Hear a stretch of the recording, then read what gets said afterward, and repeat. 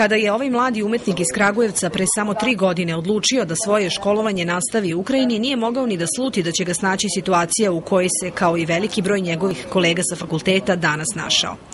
U želji da svoj muzički talenat spoji sa obrazovanjem na jednom od prestižnih univerziteta, upisao je 2011. godine Akademiju kulture i umetnosti, smer saksofon u Lugansku.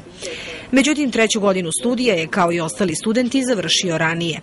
Na inicijativu Srpske ambasade, dekanat fakulteta odlučio je da završne ispite polažu pre roka, kako bi se zbog moguće eskalacije sukoba što pre vratili za Srbiju. Do samog dolaska ranije kući došlo je zahvaljujući ambasadi koja je napisala pismo našem univerzitetu kako bi nam se godina završila ranije i kako bi ranije mogli da odemo kući zbog naše bezbednosti.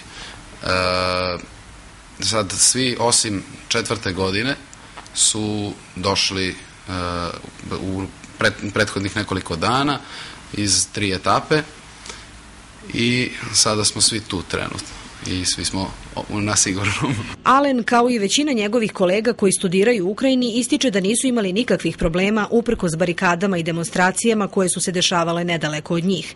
Mislim da je cela ta situacija u medijima previše naduvena i previše je cela ta situacija pokazana u mnogo gorem svetlu nego što zapravo jeste.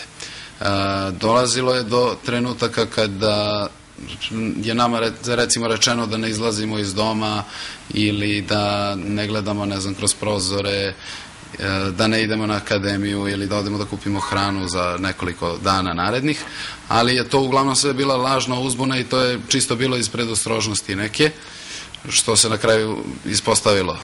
Međutim, njegovo dalje obrazovanje na ovom univerzitetu ipak je pod znakom pitanja, jer niko ne može da predvidi šta će se dogoditi u narednom periodu, tačnije do septembra kada treba da nastavi 4. godinu studija.